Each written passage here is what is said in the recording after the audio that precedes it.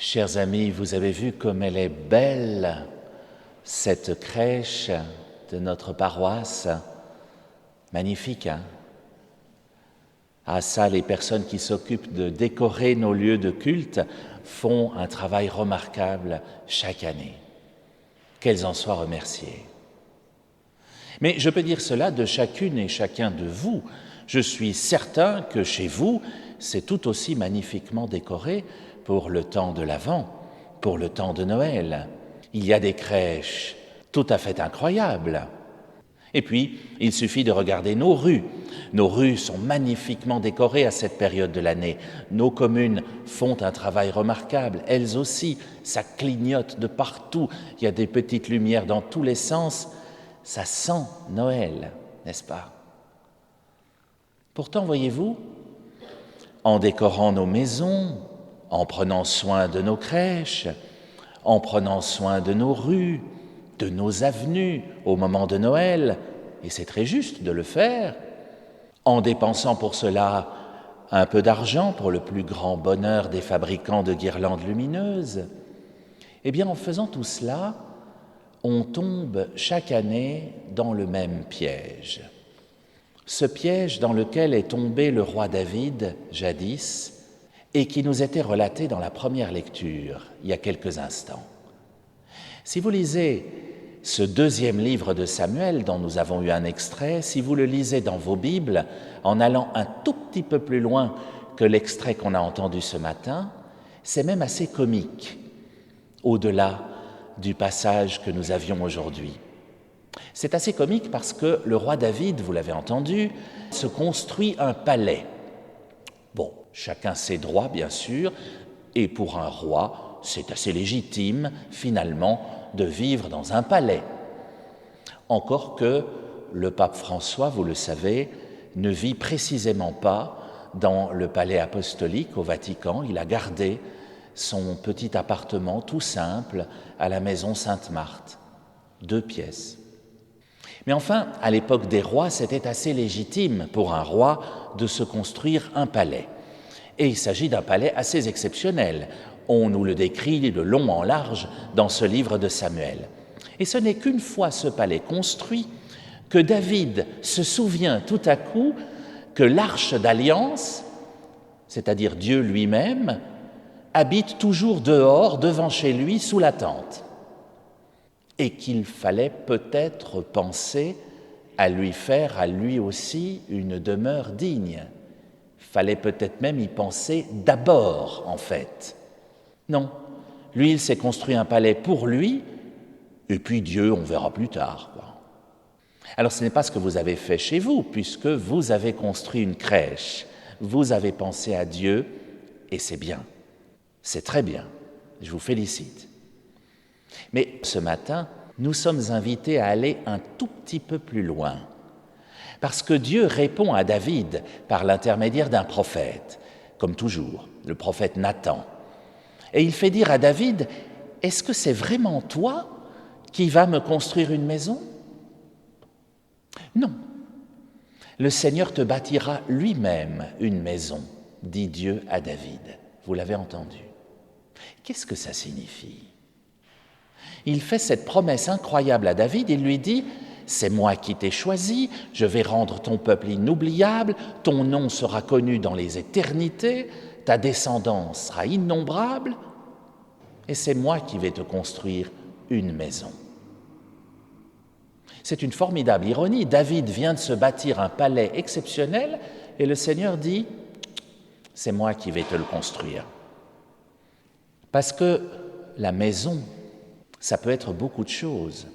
Ça peut être une maison en dur, ça peut être une crèche, mais en hébreu, c'est le mot aussi qu'on utilise pour dire la famille, la maison. Et c'est précisément ce que Dieu va faire pour David. Il lui construit une famille, une descendance innombrable. Quand le Seigneur fait dire à David qu'il lui bâtira lui-même une maison, c'est certainement à sa famille qu'il pense. Et vous le savez, Jésus est descendant de David. Quand le Seigneur dit « Je te bâtirai moi-même une maison », il sait que tout au bas de cet arbre généalogique, il y aura Jésus un beau jour. Le psaume renforçait cette idée, vous l'avez entendu, « Je l'ai juré à David », disait le psalmiste, « j'établirai ta dynastie pour toujours ». Voilà un autre mot pour famille et pour maison, dynastie. Jésus est né de Marie selon la chair, nous le savons bien, mais il est inscrit dans la maison de David, dans sa dynastie. Des siècles après David va naître celui qui vient de sa propre maison. Et cette maison, c'est bien Dieu qui l'a bâtie au roi David. Enfin, il y a un troisième type de maison auquel on ne pense pas toujours. Et pourtant, nous la connaissons tous, cette maison-là. C'est notre première maison, à vous comme à moi. Quelle est notre première maison ? Mais c'est le ventre de notre maman, bien sûr.